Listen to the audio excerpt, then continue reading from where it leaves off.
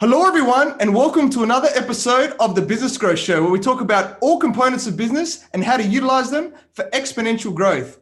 My name is Athin Cassiotis. I'm a serial entrepreneur, international speaker, results strategist, business coach, mentor, and consultant. Today, I have an awesome guest. He is an entrepreneur, knowledge broker, podcast producer and host, as well as a facilitator and leader in training at the Mankind Project, youth advocate, athlete, and philanthropist. He is also a business made simple coach living in Tennessee. Welcome, Brandon Clift, and thank you for being on my show. Mate, pleasure to be here. It's so funny. In the mornings when I wake up and, wash my face and do my hair, I look in the mirror and I go, hey, Brandon. I don't necessarily remind myself of, hey, Brandon, the athlete, philanthropist, genius, billionaire, playboy. I love it, man. That's why it's good to be on other people's shows and, be reminded of the awesome things that we do in our life, right? Sure. It's awesome, man. So, you're a very successful entrepreneur. So, for those people who don't know who you are, please introduce yourself by telling us about you and your journey. Sure. I think I first want to kind of look at the phrase success. I believe that's subjective to the individual personally. And, success for me could mean something different to you. And for me, success has been able to, since selling my company back in 2018, back in the Gold Coast in Australia, I've been able to travel and live in South America. I've been traveling over the States. This year alone, I was able to build out a camper van and do about 13,000 miles around the country, just getting to live on the beach and in the mountains. And so, under those pretenses of success, like I'll own that. I really am grateful for the life I've been able to lead and where I get to be today in this journey. So yeah, mate, a little bit about me. Grew up on the Gold Coast in Australia and found a bit of success early in gymnastics, competitive gymnastics. So I was able to tour with the Australian team and tour the States and learned a couple of things here and there about, working hard and kind of striving for the beautiful thing about gymnastics is there's a level system. And me being the gamer and geek that I am, I love that there's always a level to achieve. And, when I found myself getting into the business space and opening my gym on the Gold Coast, I learned very quickly that there weren't really many objective levels to achieve when it came to business. If anything, I was incredibly confused as to what achievement was going to look like. And I learned very quickly that dollars in the bank and money coming in didn't mean success at all. I had everyone around me telling me, oh, Brandon, you're killing it. Nominated for Young Entrepreneur of the Year and all these accolades coming my way. And I remember my ego and my mind going, wow, this is great, Brandon. You've made it. You got to the top of the mountain. But when I really looked in the mirror and asked myself the question of hey, how you doing? Man, I was battling, absolutely battling. Imposter syndrome was happening left and right. I was exhausted, actually in the middle of a Tony Robbins UPW Unleash the Power Within event. I actually passed out from exhaustion right in the middle of the crowd, face first. And everything was telling me, outside of the accolades and the applause and the praise, everything in me was telling me that something wasn't right. And from there, I started to ask some of the deeper and tougher and harder questions of, do I need to be seeking these kinds of accomplishments at the age of 25, as I was at the time? Do I need this type of validation from people to feel worthy in my business or just in my own life when I look in the mirror? And the answer was no.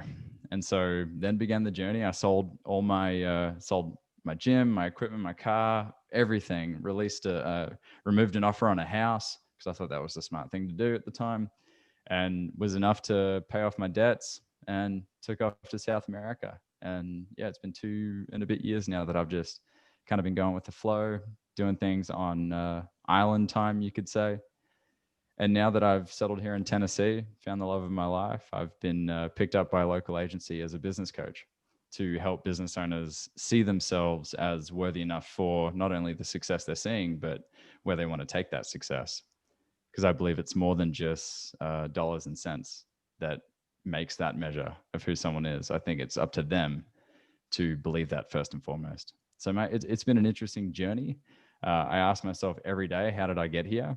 And yeah, man, I'm just grateful to be here.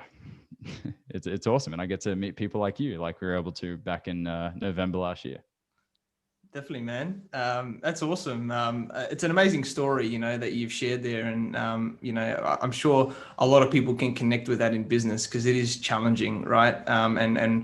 We all start at different levels, and there's all different challenges. And it's great to hear, I guess, that journey of realization that you've had. And, I'm sure you're going to continue on that. So that's really awesome to hear. And I guess, like you said, is what is success, or what how do we value things, or what is important to us, right? In what we do in like life and business, right? So I guess today we're going to do something special for everybody, where we're going to discuss about your 10 value drivers, and you can go into a little bit more detail of exactly what they are and things like that. So I'll give you the floor initially, Brandon, to get this show on the road. So please let everyone know sort of how they came about, and start from the beginning. Absolutely. Well, first things first, credit has to go to one of my mentors, someone I just absolutely think the world of, Donald Miller. Some of you may have heard of his New York Times and Wall Street Journal best-selling book, Building a Story Brand. There's the dogs. We knew the dogs were going to come into the podcast at some point. And then they are playing wrestle in the back. That's all right. We'll get them on the podcast soon as well, mate. All good. Get out of here. This is a family show. Cut that out. So Donald Miller's been a massive influence in my life. When I, back in 2018, when I first read his book, Building a Story Brand, it completely changed the way that I approach business, understanding that I, as a business owner, I can't see myself as the hero. I have to be the guide. My client is the hero.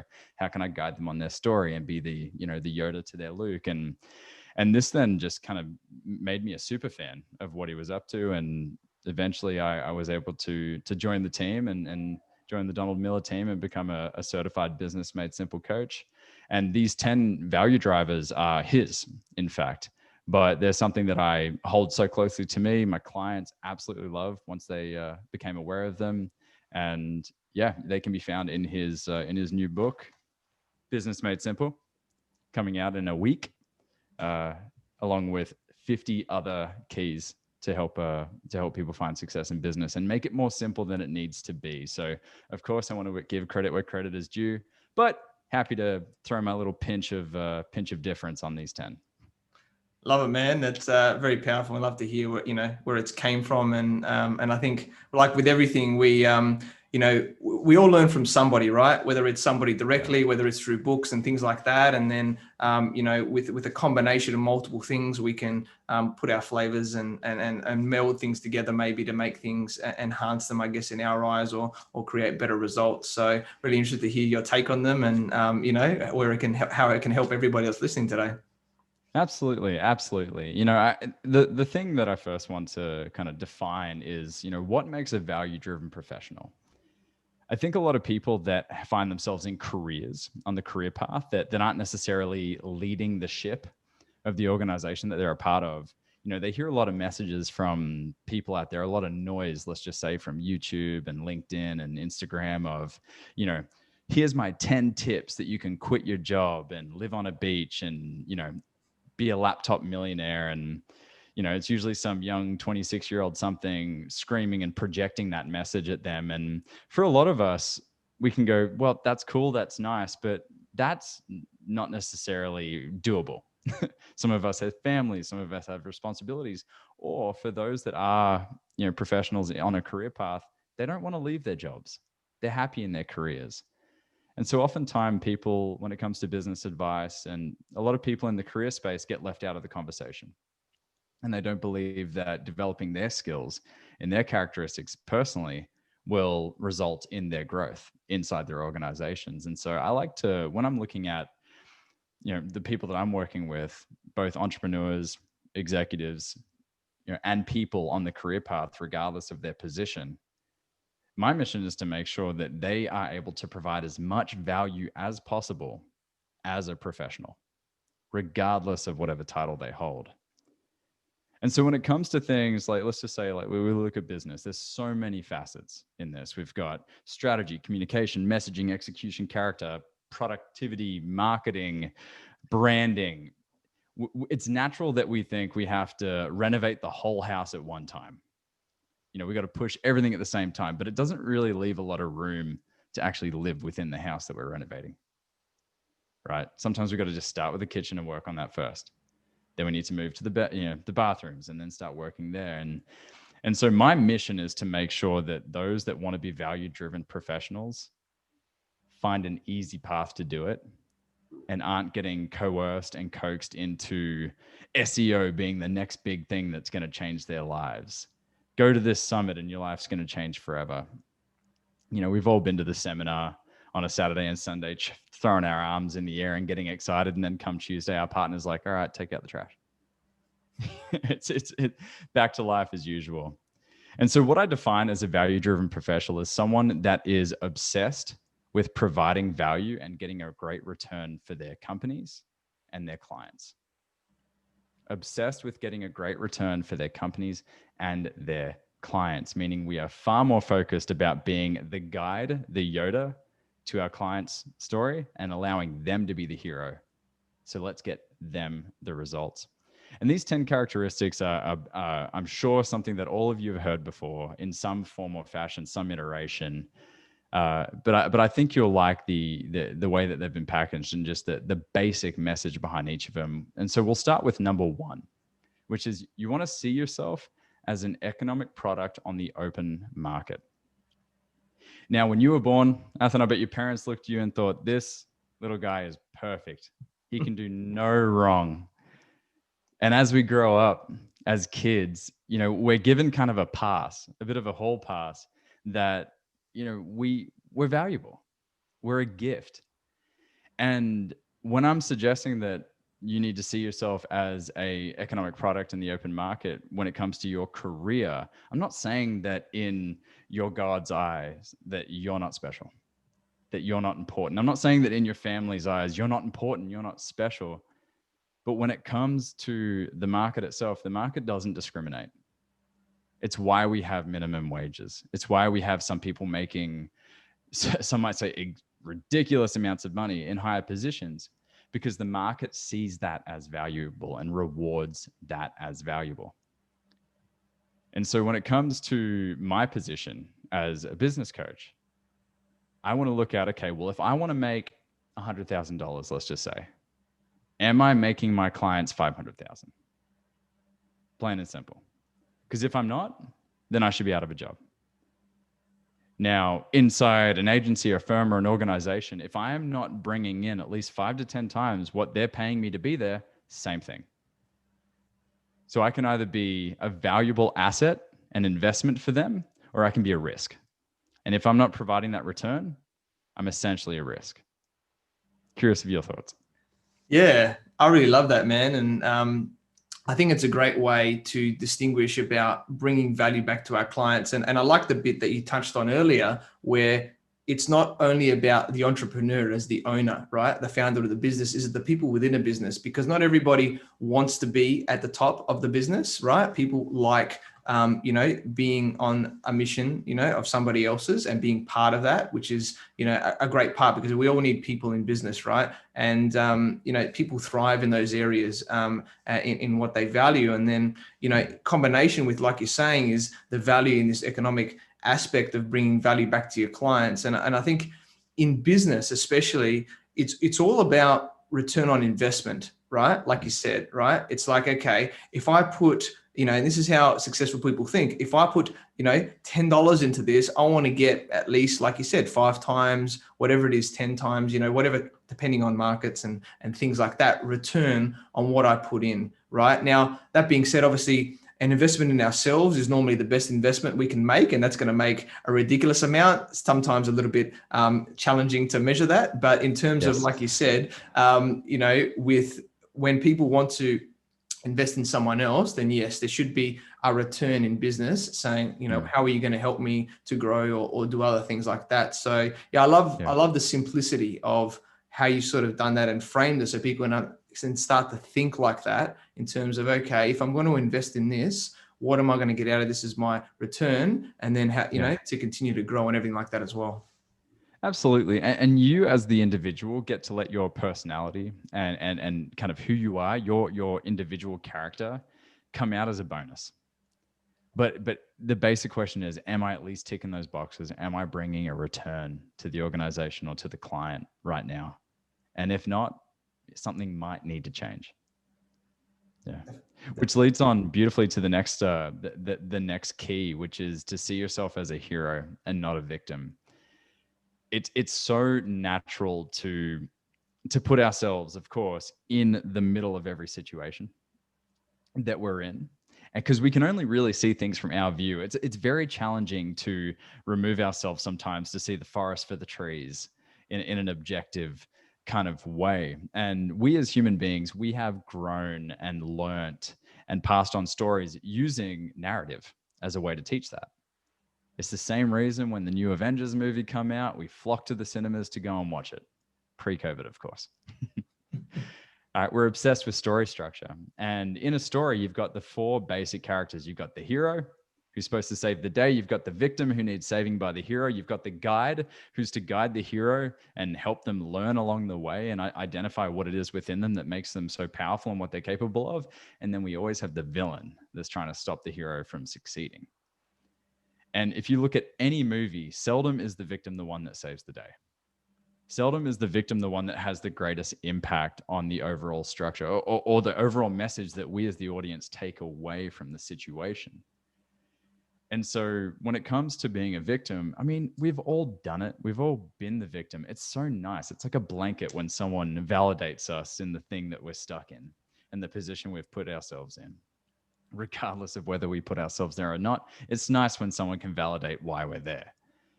But being a victim really only works once, because I can come to your rescue when you scream bloody murder and you need help and you need support, and I help my ego or my sense of service or my just general desire to help you because I like you.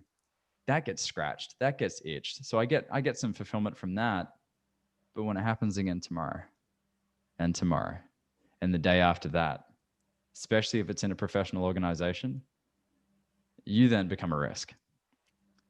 Because when you are the center of the drama and always the victim in the situation, that there is no way that I'm going to be furthering investing in your career, especially if it's within my company. And so I think it's important that, we can dance between guide and hero and the role that we play. But when it comes to our role in our story, think of all the people that could be watching your movie. Are they sitting there wanting to learn more? Or are they sitting there going, gosh, when is this sob story going to end? Yeah. So keep people in the theater, become the hero, plain and simple. I love that, man. And I think it comes down to cause and effect, right? Is are you just living in effect and things just happen to me and making excuses and times are tough and hard and I don't do this and whatever. And unfortunately with the negative connotation of, the world in certain media things and other things like that, a lot of people are programmed, right, to think like that. And then, misery loves company type of thing, right? Oh, yeah. So it's everyone gets together and saying it's like a contest sometimes of, this, and that's unfortunate, right? And because it puts people down as that victim and they play that role out. And like you said, it's about getting people's awareness to go, no, actually you are the hero and you actually control all of that.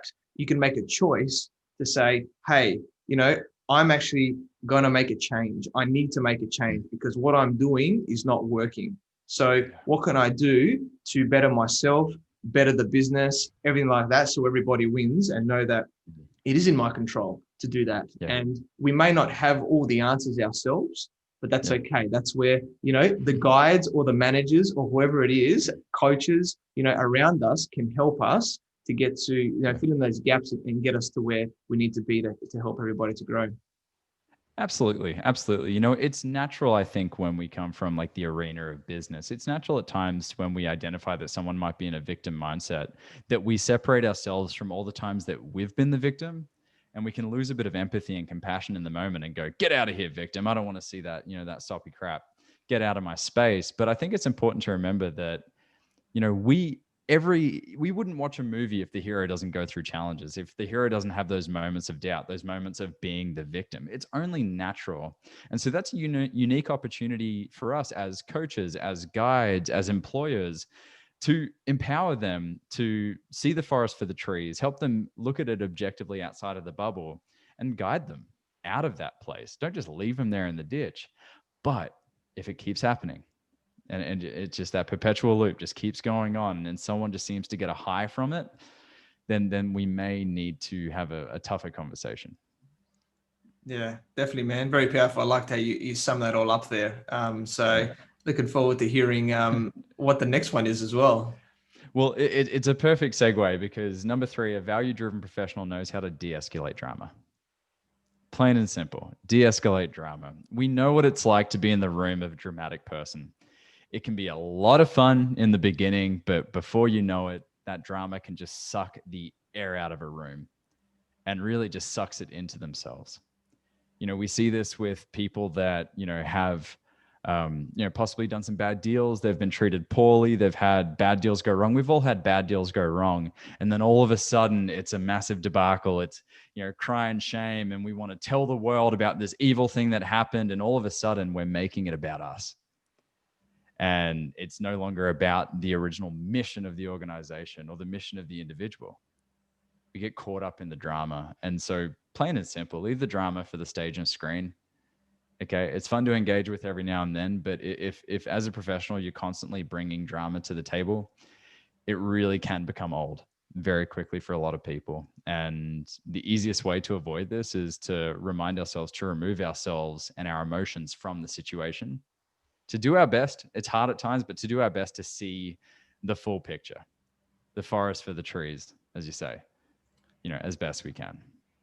Yeah, that's powerful, man. And yeah, the 2 words that came to me, and you mentioned them, was like emotional intelligence, right? And it's it's very important in business. And it's interesting with emotions. Like I've sort of gone on a journey myself, and everyone says, like, in business, it's true. You've got to be able to control the emotion, right? Because whether it's a really positive emotion sometimes can actually cloud your judgment as well, but also, the negative emotions as well, right? So whatever spectrum of emotion, if you have too much of it, can just cloud you and make you act in a way that is not necessarily, for the best of the company, the mission, and just in general, right? And that is challenging. Some people are more emotionally driven than others. So depending on the person, it can be more challenging to do that. And I think, when you look at that, I think you've got to have like a bit of a lens about what you do things. That's what I've sort of realized, is that if I'm in my personal life or things like that, you likely do want to feel the emotion, right? So when you're with your partner or,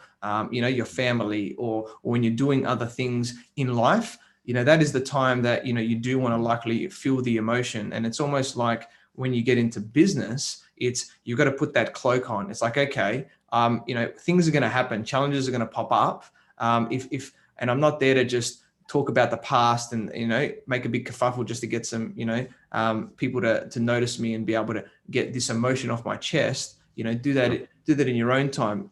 When you're there, if something triggers you, right? A lot of things are triggered, from things in our past and things like that. Then you got to be able to have the awareness to go, I'm not going to react to that. Stay cool, calm, and collective. And then that way you're going to be the betterment of yourself and everybody around you.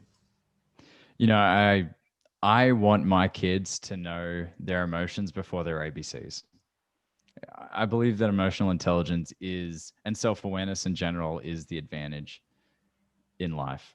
And that's my personal judgment. Some people can disagree. Please disagree. But, emotions are an interesting thing. We all have them and we're all driven by them. And I think all of our actions can go back to an emotion and whatever story is attached to those emotions. And so I welcome emotions. I allow them. I love standing nose to nose with someone and just getting into the heat of it and allowing them to move through the emotion, to allow it to come out. I think conflict is something that's very healthy. It's a sign of progress, something we're going to get into out of these 10. But I agree with you 100%, man. I'm glad to hear that you're on that journey as well of looking into the emotions and yeah, I encourage anyone listening, if you don't have a close relationship with your emotions, then you might not have a close relationship with your actions. Yeah, powerful, man. I love that how you've connected all that together as well. That's you do a good way of summarizing, mate. I love it, which I'm sure everyone's getting a lot of value from today. So continue with the continue value drivers.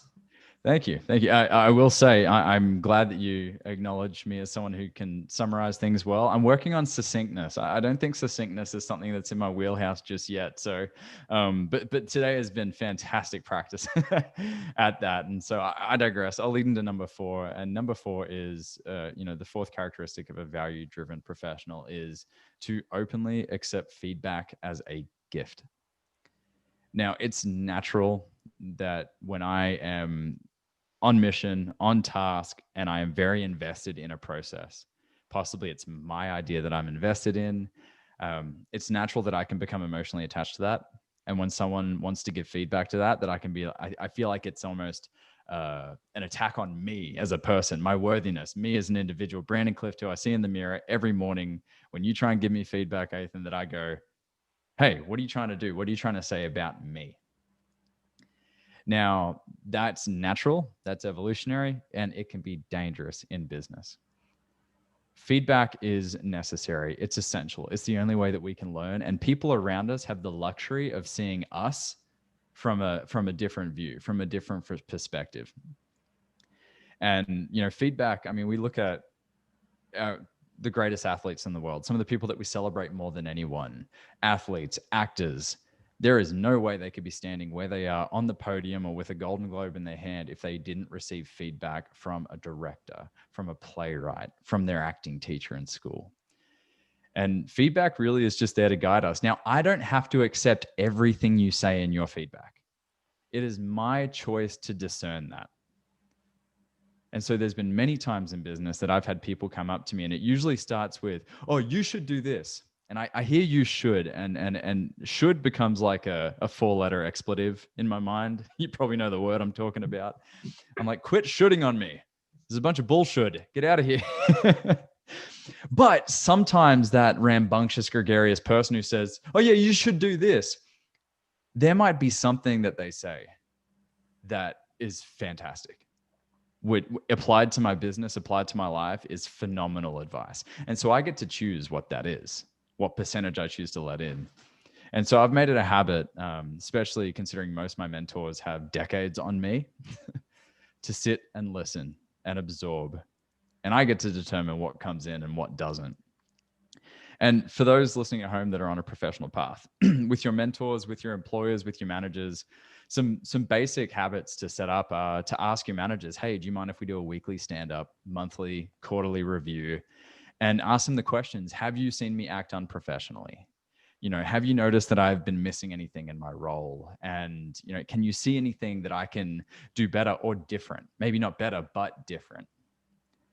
I think feedback is just essential in life. And I'll tell you a quick little anecdote to this. When I had my gym, I had a team of 8 coaches, and one of them was friends with this this young woman who was doing really well on Instagram. She was an Instagram influencer. And at the time I thought, oh, it might be nice to get someone of influence into the team. And she interviewed really well. And after she coached a class, I went up to her and asked her, hey, are you open to some feedback? And she said, no. I fired her on the day. On the day. I don't care if you have 1.4 million followers. I do not care. If you're not open to feedback, then you can't be conducive to this team or conducive to the mission of this team. Plain and simple. Definitely. That's powerful, man. I think a lot of us, we all work a certain way. We're basically subconsciously programmed, right? Of all the things that we learned from when we were young to what we are now. So a lot of the stuff we do is actually on repeat, right? Like 80, 90% probably over that, right? Every day. So totally. And because of that, we don't necessarily have the awareness because it comes naturally. So there is that little bit of conscious awareness. And as we become more aware, it becomes easier to notice these things. But most people, it's not as there. So this is why we need, like you said, somebody subjectively outside of us to highlight those things that we just do naturally, whether it's doing or saying or whatever. And then whether that's a manager, whether it's a coach or a mentor or somebody from the outside. And everyone plays their part depending on what you're doing in your life and business. But it's really important. And then not letting your ego stop you from going, oh, no, this is who I am, or, like, I don't want to do it. Like you said, right? It's, I get to choose. It's like, okay, yeah, thank you. I'm going to take that on. And then, and then look on that, at the time after and go, okay, do I want to look into this further? Is this something that resonates with me? Is this something that I think I need to work on, or something I can improve on, whatever like that, and go through that process to then really do it. And that's really where we do grow. And that's, I think whatever personal development we do, and the more we crack that open and do that, then we really can change who we are into that person who we were meant to be, in this life, and act the way that we really want to naturally.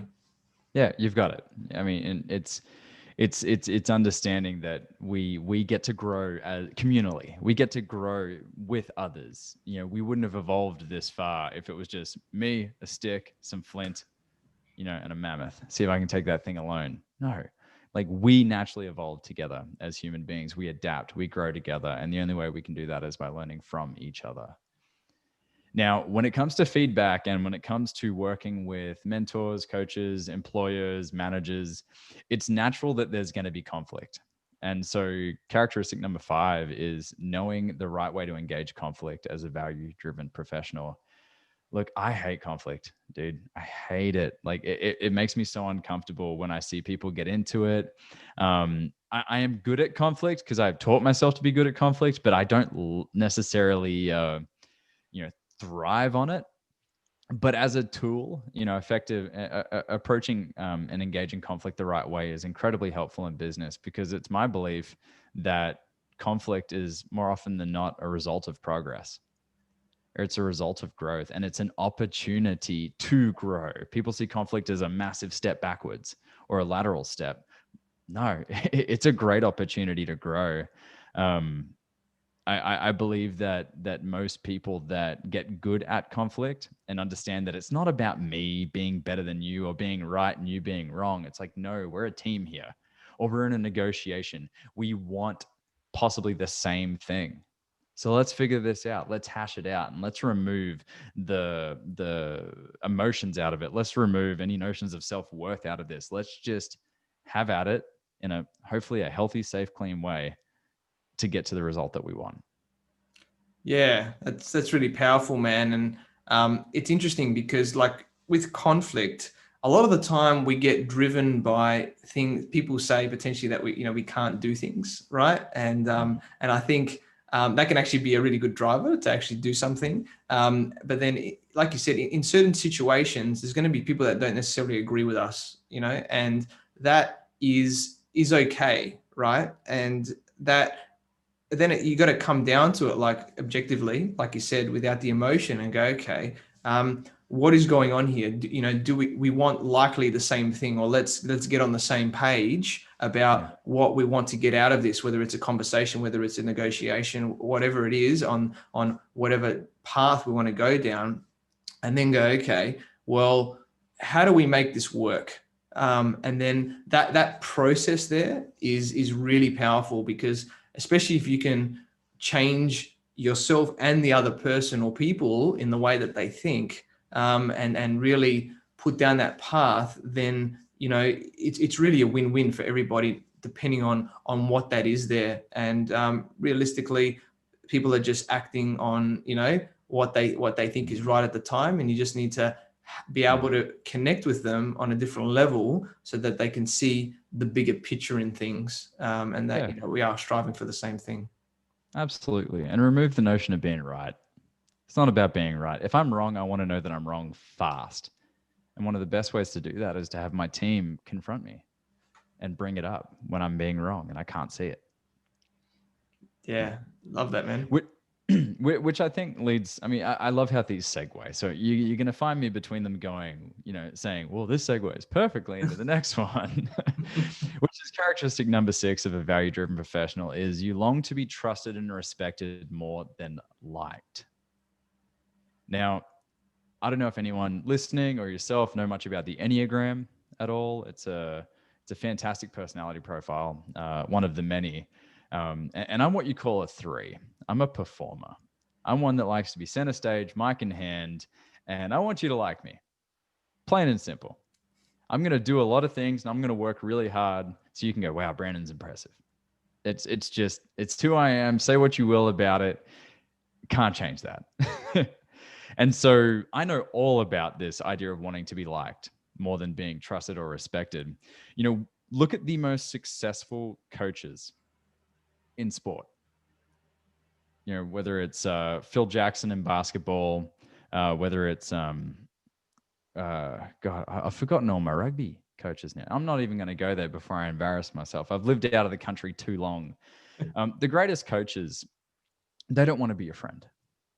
They don't want to be your friend. They want to get a result. Their job, they get paid millions of dollars to get a result. And we have learned without a doubt the ineffable truth that if you want to get your sports team a result, you can't be everyone's friend. They need to trust you, that you are the authority on the matter, that is going to show them the plays and the plays to get them the result, to get the ball in the end zone, to score the try. Plain and simple. Yet it's so natural. It's a survival mechanism that we want to be liked, because 10,000 years ago, we weren't liked. Plain and simple. You're out of the tribe. Here's your spear. Here's your loincloth. Have fun with that saber tooth. Likely it was going to be an absolute death. You weren't going to make it. And so it's natural that we want to be liked. But when it comes to being a valuable professional in the market, is you need that respect and you need that trust. Otherwise, people aren't going to continue investing in your career. They're not going to invest in your services or your guidance. Now, the friendship that comes with the business relationship, that can be a side effect. That can be a byproduct of this relationship. But first and foremost, I do not want you to invest hard-earned money and risk your business's success on me because you think I'm a nice guy. That's not the makings of a great professional relationship. You need to trust that I have the ability, the knowledge, the know-how, and the confidence to get you and your business where you want to go. Plain and simple.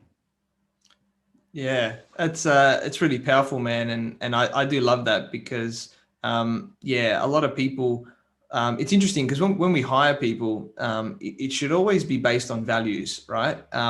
First, initially, and not necessarily about likable values, but about values that align with who we are as a business and things like that. And then you couple that with the skills, right, and the knowledge and things like that as well. So you got to think, okay, does this person have the capability, right, as well as are they driven? Do they have the confidence and want to be here, right, in what we have to do? And then it's really thinking about, okay, how do we make that happen? And sometimes you're right, it's we need to have those that focus on what we want to do here. And this is, I guess, the power of coaches, right? Because coaches are very objective as well. Like in managers, it's probably a little bit more challenging in terms of the dynamic of a business. But as a coach, especially, and mentors and things like that, then you can really come in and say, listen, this is what we need to do. How do we make this happen together? And then, you put yourself on that path. And then if, you do connect and things are, on a better level in terms of friendship and that. And that's great. And depending on where you are, if it's your direct manager, you probably can't become too close friends with them anyway, due to the dynamic of what it is in your business. But as coaches, it's very powerful when we do that. And it's all about results, right? That's in life and business, and especially in business, because we need to, make a profit. We need to grow the business. We need to make sure everybody's getting paid, right? That's what it's all about, so that we can enjoy ourselves on the journey. And on the mentorship front, I mean, you're mentored by JT Fox. You work very close with him, and this probably better than most, that JT is not everyone's cup of tea. There are people that will still pay him a lot of money for his coaching and guidance, even though half the time they want to punch him in the nose, because they may not like how he delivers his content. They may not like how he delivers the message or the advice or the coaching in the moment, but they respect him and trust him enough to keep investing because he's getting them results. He won't win Mr. Popular, but he definitely gets results. And that warrants trust and respect. Yeah, definitely, man. It's very powerful. And JT, yeah, like you said, everyone resonates with different people. And you know, I think in this world, like polarizing is it's quite big, right? And JT is very polarizing. So there's going to be people that, and anyone that love you and hate you, right? And sure, you do need that, because it allows you to get really good fans that really actually want to be driven in what you do. And JT knows, like a lot of coaches out there and mentors, say what you want to hear, right? Not what you need to hear. And JT is the best, probably one of the best in the world, of saying, this is what you need to hear, whether you like it or not. And you get put on, the hot seat, like we were together, or whether it's online on the Zoom or something like that. And then it's going to challenge people, right? But then you're talking to someone that's 9-figure, how many hundreds of millions that is worth, right? Yep. And he's telling you, this is what, this is a bad idea, or you need to pivot it this way. And some people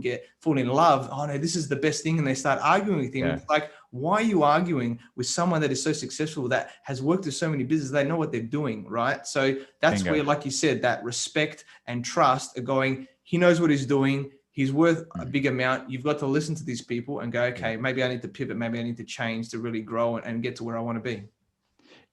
Bingo. That's the distinction between coaches and cheerleaders. All right. We can pay someone $3,000 a month to cheer us on as we get success. And it feels good every time we check in, because they validate us and our feelings and they make us feel really great. And we might get some success, but no, I would rather the coach going, what are you doing? You're about to run into this iceberg. Pivot right now. Do this. ABC, left foot, right foot. When it comes to business, I can have cheerleaders outside of business, plain and simple. So yeah, no, and that's one of the reasons why I do respect JT Fox a lot, is because he is going to tell you the things you don't want to hear, plain and simple.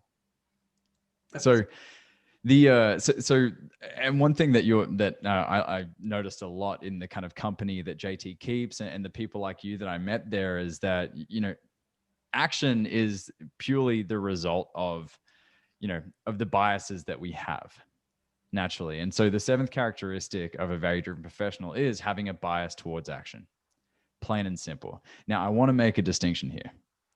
We've all heard the message from A, coach, B, influencer, get up, do it, massive action equals massive results. And it's so old. That message is just so old, because sometimes action isn't the answer. But when it comes to business, if we look at it kind of like cricket, sometimes the most successful cricketers that have the most centuries under their belt, they weren't cracking sixes every hit. They weren't going for the big swings. They were just getting their runs.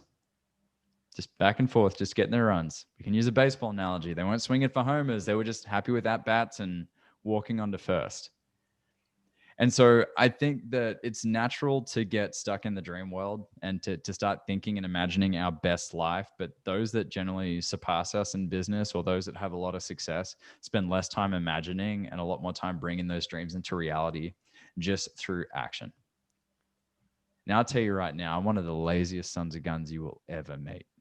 And I didn't say sons of guns before I moved to Tennessee. I inherited that one. I love being lazy. And so I work hard so I can be lazy, plain and simple. The island is going to be there one day, and the daiquiri is waiting for me on the beach, on the lounge. It's waiting there for me, but I get to work now. I get to work now so that can become a reality.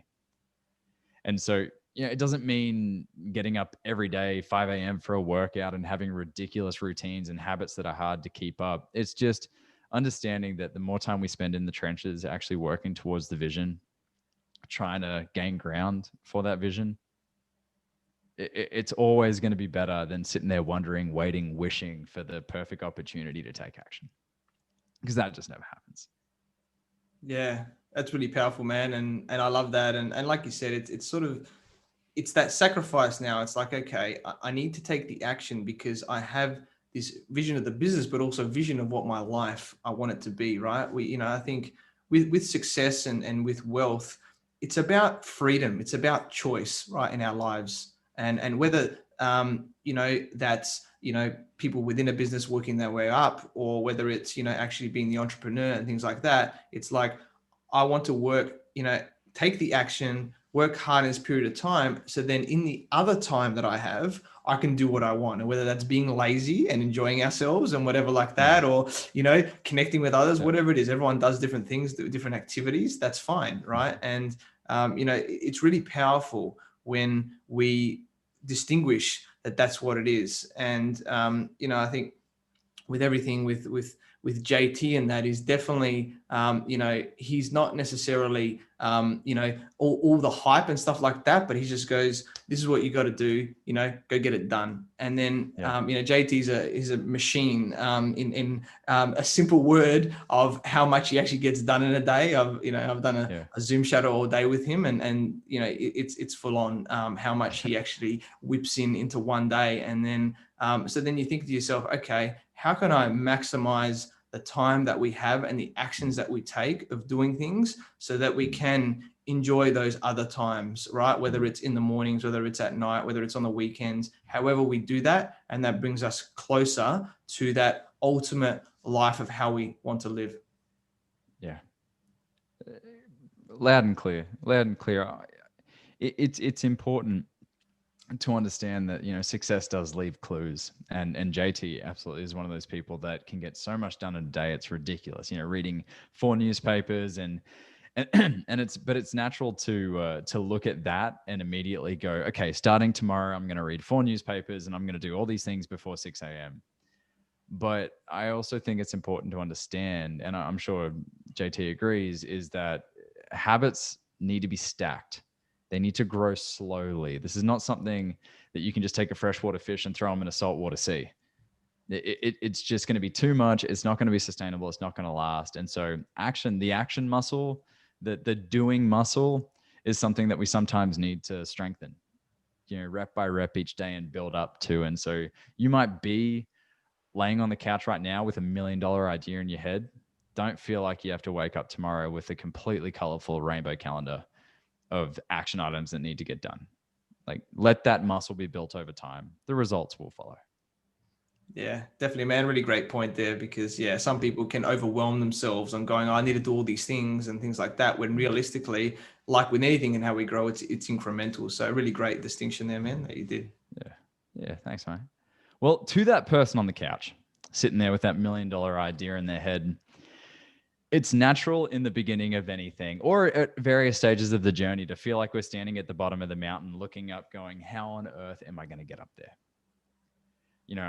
Gosh, in business, we got strategy, messaging, execution, marketing, branding, negotiation, sales, all these things. And we think that we need to have all of it, like, conceptually in our minds and have a full grasp on it and have a black belt in every single one of them. It's natural to get confused along the way.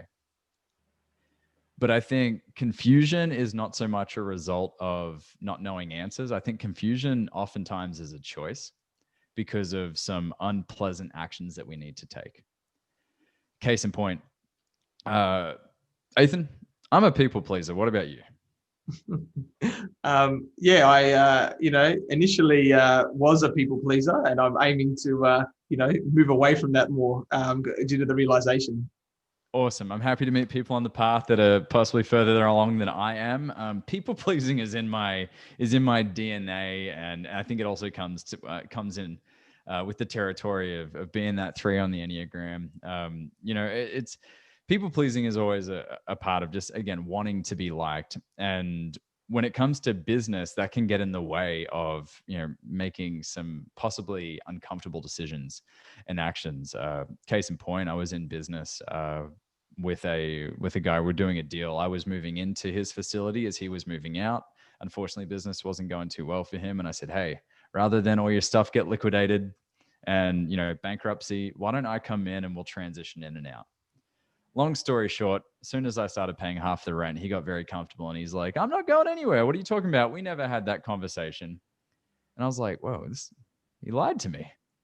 And first things first, I learned that there needs to be at least a memorandum of understanding signed for agreements like this. But now I'm paying half the dude's rent. He wants to take holidays to Greece. And so I was, my business coach was saying to me, you need to confront him. but I was confusing the situation way too much and making it wait. Yeah, but he may come around. He may see that, we actually had this agreement. There may be a way. And he said, Brandon, have the conversation. Brandon, have the conversation. That went on for 2 months because I was too afraid to have that conversation. I was choosing to be confused. I was like, yeah, but he's got bigger traps under his ears than I have quadriceps. He's scary. He's big. He's muscly. And I kept making up these stories when a conversation earlier could have avoided a very ugly situation that happened later down the road.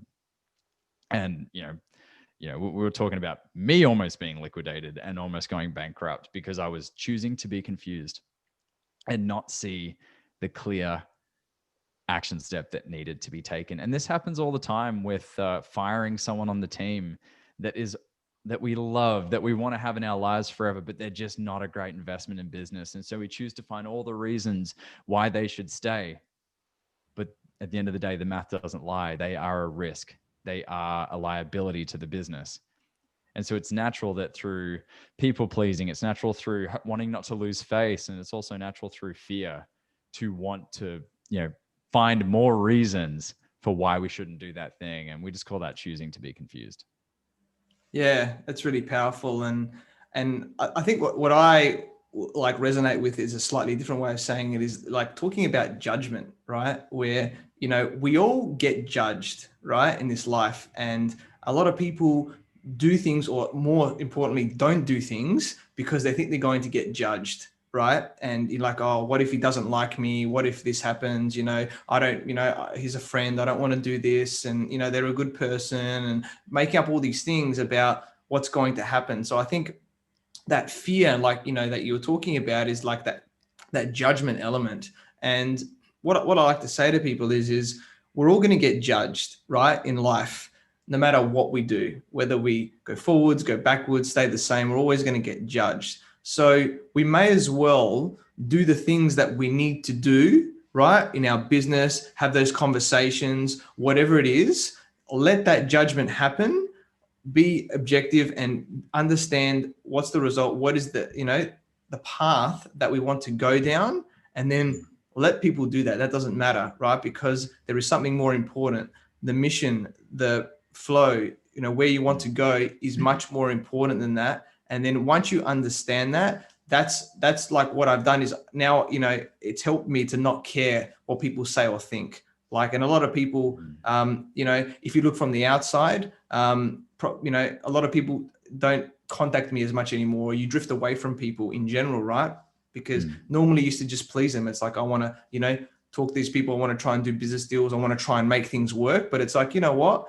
If you're just there to please and do other things, what's the point, right? We only have a limited time here. So let's focus on the stuff we want to do. And, if there's going to be issues that pop up and those challenging things, is let's have those conversations and then go, you know what, this is what I want to do. If you're not on board with that, then it's time that we look at, what else we can do. And absolutely. And I think case in point with the example I shared, look at the previous characteristics. My coach was giving me feedback I didn't want to hear. So I wasn't accepting the feedback. And look at the result. I lost tens of thousands of dollars over that time. I risked the livelihood of my coaches, many of whom depended on the income that my company brought in for their livelihood. So look at all the things I was risking just to avoid conflict. Not engage in that conflict. And I was being very, very dramatic through the whole process. So I was essentially spitting in the face of these 10 keys. I wish I knew them then. But alas, that's the journey. And we get to make more mistakes as we go along. And what a beautiful segue into characteristic 9 of a value-driven professional is to be relentlessly optimistic. Athin, if we can spend less time looking down at our boots, not knowing where we're going, we can spend more time with our chin up in the air, getting ready to cop those opportunities on the chin that are out there.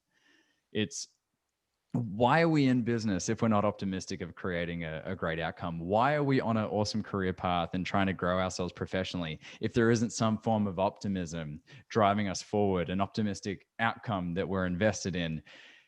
what's the point otherwise? We can either choose to just survive, or we can choose to thrive and choose to look at the things that are great in this world. I mean, I don't know about you, man, but I am so grateful of where I have been through 2020. It breaks my heart what people have been through, that people haven't had necessarily the means, the nature, the nurture to really survive through 2020. It's been horrible. But for me, man, I'm so grateful that I've been okay. There's been some setbacks, of course. It's happened to all of us. But I'm so optimistic of what we as a species can do going forward, that I'm not gonna choose to look at what's going wrong for too long.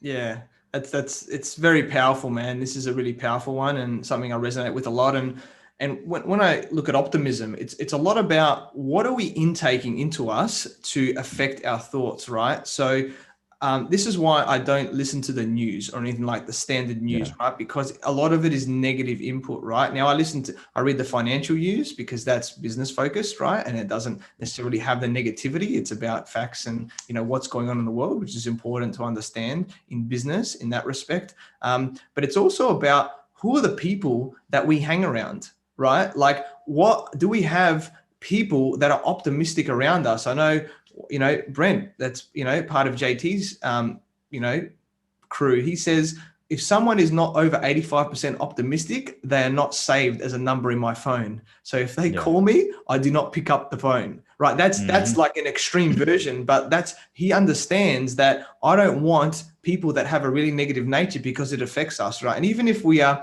aware that it affects us and we rescript ourselves and things like that, it still affects us to some extent, right?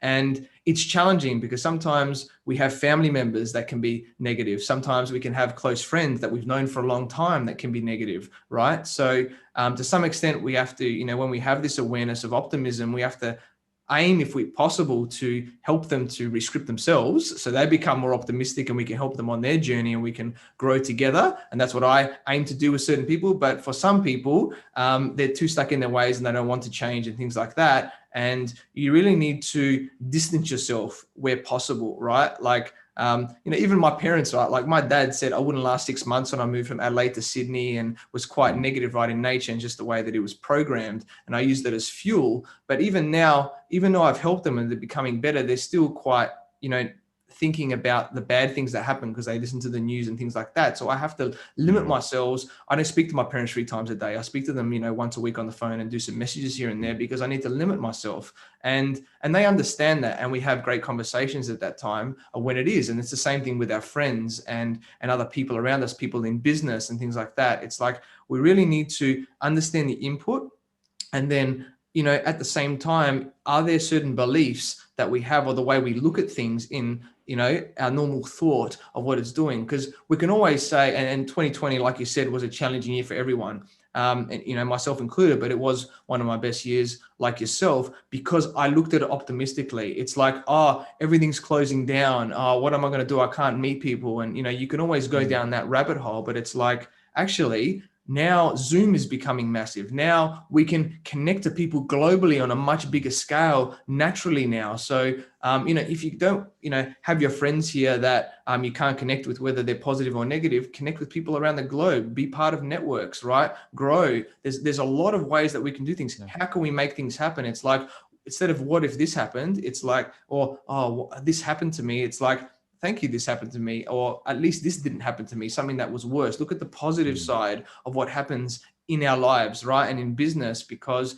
those things can normally happen for a reason. So it's like, if something might be a little issue, like you didn't get a deal or something like that in business, it's like, maybe that deal wasn't for me. Maybe there's a bigger deal that's coming soon that is going to be much bigger, that the reason why I didn't do that deal, right? So that's the way you got to look at things. And when we have that mentality, that's how we succeed, because nothing is going to hold us back. We just keep moving forward. And that's how we attract, that positivity and, what we want in our lives and business. It's such an interesting, I love what you share, because it's such an interesting dichotomy in a way, because you hear the word optimism, you naturally associate goodness with it. Optimism is good. Cynicism is bad. Pessimism is bad. Optimism is good. But actually being optimistic 85% of the day can be really challenging, really challenging. And I think it's important for people to understand, just like you've been able to identify, is that we don't always choose who raises us, and we don't always choose the environment we're raised in. And however good the intentions are of the people who raise us, sometimes those environments and those influences aren't programmed that way, or aren't programmed to first see the good before the bad, or to see the silver lining in what's happening and what's occurring. And optimism itself is a habit. It's a muscle that needs to be worked. But if, for those listening, if you haven't read Man's Search for Meaning by Viktor Frankl, I highly recommend you pick it up. It's one of those books that I believe can dramatically change the way someone looks at the world. It did for me. And his three, this is a man who survived the concentration camps of Auschwitz and Dachau, who lost his wife, his children, his parents, went through immeasurable pain and sorrow, but was able to separate himself from it all and look at it through an objective lens. And he came out with, kind of 3 keys to kind of a fulfilling life. And I hate to go on a tangent, but I'll make them quick. And number 1 is just to be just relentlessly optimistic in the face of challenge. Number 1, just relentlessly optimistic in the face of challenge. When he was, in boots that were torn, that didn't fit him right, as he was hiking, 5 miles to get to a railroad track to, after only having a piece of bread in the past 4 days, to lift heavy railroad tires and hammer in railroad nails. He was thinking about the time that, in the future, that he's going to be doing a lecture on this experience and what the response was going to be to his students. He was optimistic in the face of all of that. For the sake of time, if you want to hear the other 2, read the book. I love it. Get people to understand that. That's awesome, man. So really, really awesome value. Now we'll wrap it up with number 10. You mentioned before that some people can definitely get stuck in their ways. And so characteristic number 10 of a value-driven professional is to have a growth mindset. Now, you know what a growth mindset is. I know what a growth mindset is. Not a lot of people know the distinction between a growth mindset and what's called a fixed mindset. Have you read anything from Carol Dweck at all? No. Mate, her book Mindset is awesome, because we've heard growth and fixed mindset. Well, she's the one who actually coined those phrases. And in the book, she talks about, and all this is research backed, is that people that have a growth mindset believe that they can change. They believe that they can change, they can grow, they can do things differently. Whereas those that have a fixed mindset generally believe that they've been dealt a hand and that they can't change. The distinction could be, I could tell you that, I'm a trail runner. I like to run stupid distances. But once upon a time, I told myself I can't be a runner. I'm a gymnast. Gymnasts don't run. So as long as I subscribe to that fixed belief, I'm not going to run. Well, last year I did my first marathon at 10,000 feet. I'm a runner all of a sudden, because at some point my brain shifted to go to a growth mindset and go, well, I'm not a good runner yet. I'm not a runner yet. I'm not a good runner until this thing. It was just a basic little switch in belief. And they've proven that those that have fixed mindsets have lower wages. They are more likely to suffer from depression and anxiety. And generally their marriages aren't as successful.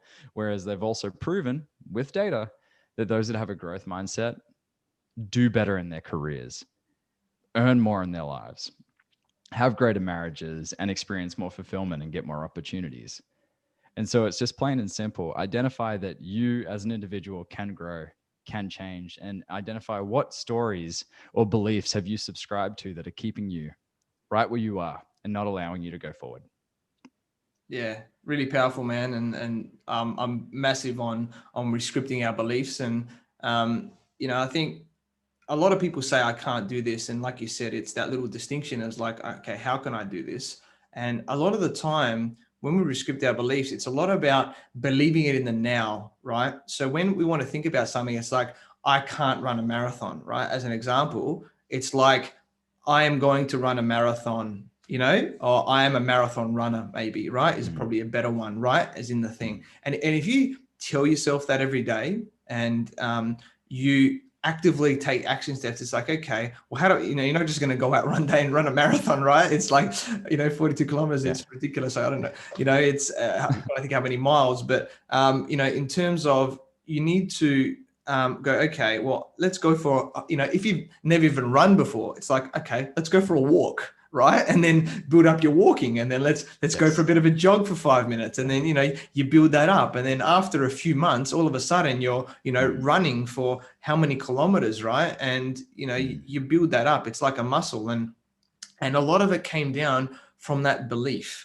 So it's like, what are the things that we tell ourselves, the stories, like you said, that are holding us back? And then it's funny, the thing with the universe, however people, whatever they believe, right? But there's, like the law of attraction, and what we focus on, we get, right? So, I believe that whatever our belief is, let's believe it in the present, even if we're not there yet, but that's the journey that we want to get to. And then all of a sudden, if we keep telling us this and we put ourselves on that path, the universe gives it to us, right? It's going to come to us eventually, because we have that optimism, that drive, that belief that this is who we are, and this is what, we want, and, in our lives or business. And that's the way that it works. And it's extremely powerful when we do that. And one thing that I tell my clients is, catch those limiting beliefs as they happen, right? Because like I said, we're programmed and little thoughts come up, right? So as they pop up, what I tell them is catch it and go, okay, what's the opposite of that? Like whatever the negative thought or something, story that comes up at the time,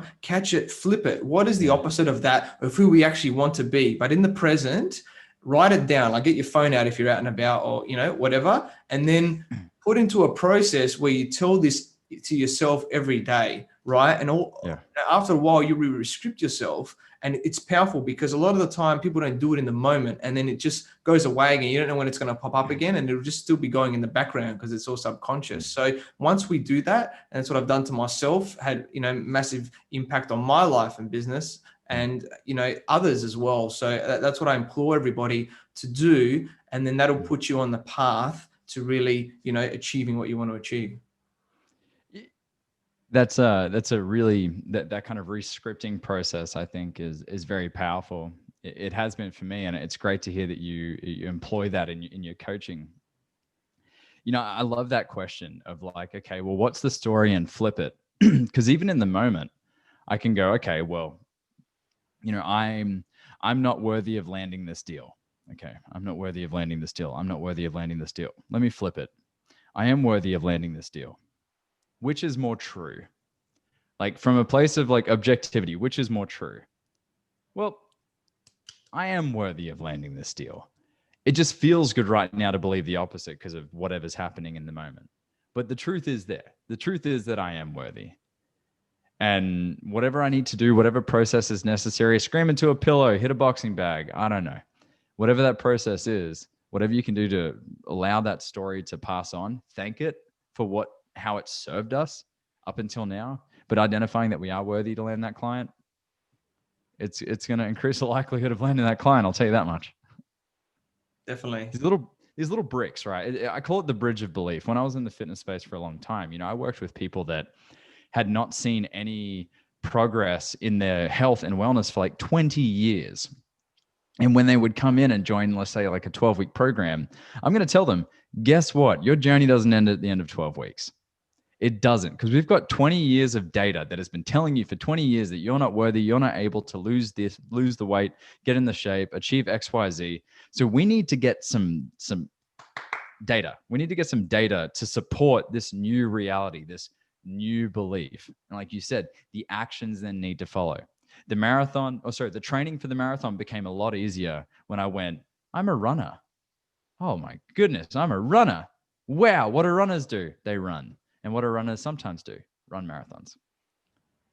Yeah, exactly, man. That's awesome. It's so very powerful, and I think this is really, the importance, right, of coaching and mentoring, right, in our lives, because we're helping people now, with this simple process, but a lot of the time is, people that are outside of us can see these things, these limiting things in our life and business that's holding us back, right? And especially in terms of our mindset.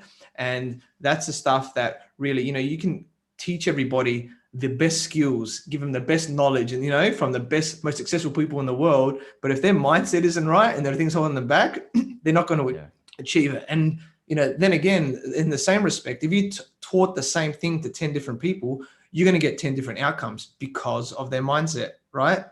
Everyone's got different growing up, different beliefs, different, potentially haven't rescripted or they're on a path of that. So this is really the importance of coaches and mentors that's, helped myself and, to really understand where I'm at that stage and where I want to be. And then, and that's a continual process. No one's perfect, right? In their mindset, we never will be, right? There's always going to be things that pop up, things that we uncover. And this is, I think, the importance, myself and how I help others in terms of coaching mentors. So I'd like to hear about for you in terms of how important it's been for you and what it's helped you to achieve. Yeah, mate, the journey continues. It always continues. Like, for me, life is a river. The idea of there being a destination just doesn't make sense to me because it tells me that there's an end point. I don't want there to be an end point. I am prepared to be wrong every step of the way if it gives me an opportunity to grow. And especially in the realm of business, your colleague may have just pulled up in the new Tesla. Your friend that's in your mastermind may have just landed a $100,000 client and you may not be getting the results that you want. Let's get rid of the measuring stick and understand that, business is a beautiful arena for belief. It's brick by brick. We're going to build that bridge as time goes on. There's no measuring stick. There's no race. Give yourself the grace to understand that we as fallible human beings get to be fallible, and business is a fantastic arena that we can learn along the way more about ourselves primarily, because like you said, when it comes to mindset, the buck really stops with us. It stops with me, plain and simple. And just know that it's not going to be linear. It's going to look like a Dr. Seuss cartoon. It's going to be wiggles everywhere. And that's just the beauty, I would say, of it. Love it, man. So, I guess wrapping everything up, it's been an amazing thing today about sharing this. And I think we've had an amazing conversation and stuff. But what one key piece of advice, I guess, would you give, whether it's based on what you said, just or in general, would you give to all the entrepreneurs or the professionals out there listening to this today? The one thing question is always challenging for me because it just generally relates to what's alive in me in the moment. So what I would say is like alive in me right now as it pertains to in business, my involvement with business, how that could benefit you, the listener, would be that understand that self-awareness, your ability to identify in your role is so important. Your ability to assume the identity as a value-driven professional, as someone who brings value to the table, who gets a return on investment for your company, for your clients, so that you can ensure your success, the well-being of your family, whatever your vision may be, because it's different for everyone. That's all predicated based on your belief of who you are, your worthiness in all of it, and what you see in the mirror. Now, without getting too esoteric, I don't want to go down that rabbit hole. Just know that you, as the author of your life, have the ability to pick up the pen and write. Yet, more often than not, we want to leave it up to fate. And me leaving my life up to fate is like expecting a tornado to renovate my kitchen.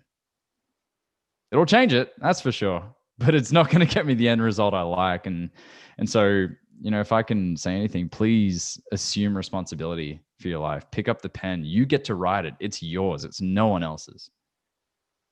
And know that, the value you bring to the table, you first have to believe that you are worthy of that value. Plain and simple. Yeah. Not so plain and simple, but plain and simple. I love that, man. And yeah, it's always best to do it in the moment and really encompassed everything that we've talked about today and help them, on their journey. So, we met at Top One and Mega Success where, you always look to add value to me and to the other guests, and whether directly or through, connecting us to others.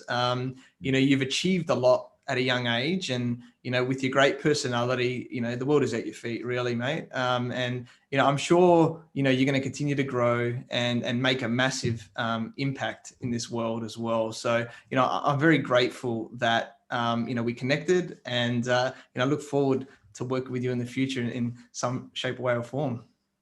Yeah, likewise, man. Thank you. You know how to make a lady feel special. Oh man, the pleasure's been all mine. Having these types of conversations in the capacity we have is, it's nice for me. I really enjoy that we can cut through we can take the mask off and move away from hard and fast numbers and just remember that we're human beings in this process. We're fallible. We're going to make mistakes. How can we learn together? And I'm grateful to you for your giveaway. I mean, creating an awesome resource like this for your listeners is amazing. And I believe that if we as a planet can give 5% more than we take in our lifetimes, imagine the kind of world we'd be living in.